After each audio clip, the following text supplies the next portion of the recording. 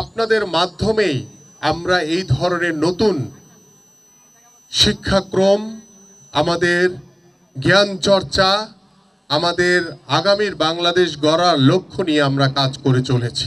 চেষ্টা করেছি প্রমাণ করতে যে বাংলাদেশ জাতীয়তাবাদী দল বিএনপি নতুন চিন্তা ভাবনা নিয়ে কাজ করে চলেছে।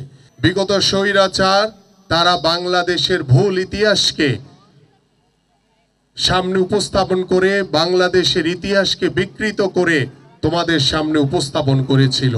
আমরা সেই বিকৃত ইতিহাস মুছে ফেলে আমরা আগামীতে বাংলাদেশের সত্যিকারের ইতিহাস তোমাদের সামনে উপস্থাপন করতে চাই।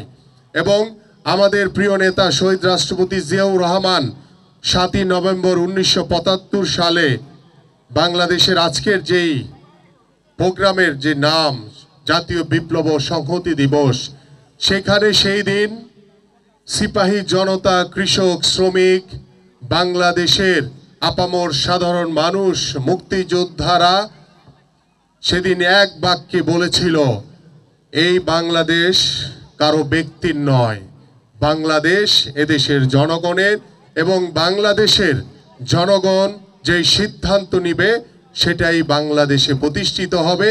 এবং সেই বাংলাদেশের জনগণের আহ্বানে আমাদের মহান স্বাধীনতার ঘোষক শহীদ রাষ্ট্রপতি জিয়াউর রহমান বাংলাদেশের রাষ্ট্র পরিচালনার দায়িত্বভার গ্রহণ করেন। এবং সেই দায়িত্বভার গ্রহণের পরে তিনি বাংলাদেশের বহুদলীয় গণতন্ত্র প্রবর্তন করেন। বাংলাদেশের শিল্পে, কৃষক, কৃষিতে, আমাদের জনশক্তি রপ্তানিতে তিনি বিপ্লব ঘটিয়েছিলেন। আজকে যে বাংলাদেশের যে একটি অর্থনৈতিক যে সুদৃঢ় অবস্থান, সেই সুদৃঢ় অবস্থানকে সুসংহত করার রূপকার ছিলেন আমাদের শহীদ রাষ্ট্রপতি জিয়াউর রহমান। এবং তার ইতিহাস সম্পর্কে তোমাদের সকলের জানাটা অত্যন্ত জরুরি।